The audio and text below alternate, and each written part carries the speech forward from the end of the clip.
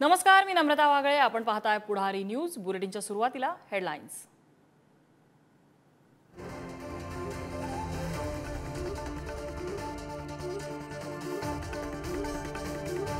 मराठवाडा आणि पश्चिम महाराष्ट्राला मोठा दिलासा. पश्चिम महाराष्ट्रातलं पुराचं पाणी मराठवाड्याकडे वळवणार. जागतिक बँक आणि अर्थ मंत्रालयाची मंजुरी. शिवसेना आमदार अपात्रता प्रकरणाचा 10 जानेवारीला दुपारी 4 वाजता निकाल. 1200 पानांचा निकाल तयार करण्याचं काम सुरू. तर धनुष्यबाणासंदर्भात 2 फेब्रुवारीला सुप्रीम कोर्टात सुनावणी. लोकसभेच्या जागांवरून महाविकास आघाडी बिघाडीचे सूर. ठाकरेंच्या ईशान्य मुंबईच्या जागेवर पवार गट आग्रही, तर दक्षिण मुंबईच्या जागेवर काँग्रेसचा हात. तलाठी भरतीच्या 200 मार्कांच्या परीक्षेत अनेकांना 200 पेक्षा जास्त गुण. एसआयटी चौकशीची परीक्षार्थी आणि एमपीएससी समन्वय समितीची मागणी. तर सरकार पुढील आठवड्यात अंतिम मेरिट जाहीर करण्याच्या तयारीत.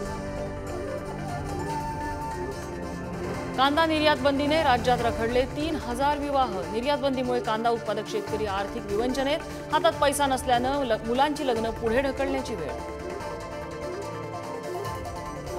बिल्किस बानो प्रकरणी गुजरात सरकारला सुप्रीम कोर्टाचा दणका. 11 आरोपींना माफी देण्याचा निर्णय कोर्टानं बदलला. तर पुढील प्रक्रिया महाराष्ट्रात पार पडणार.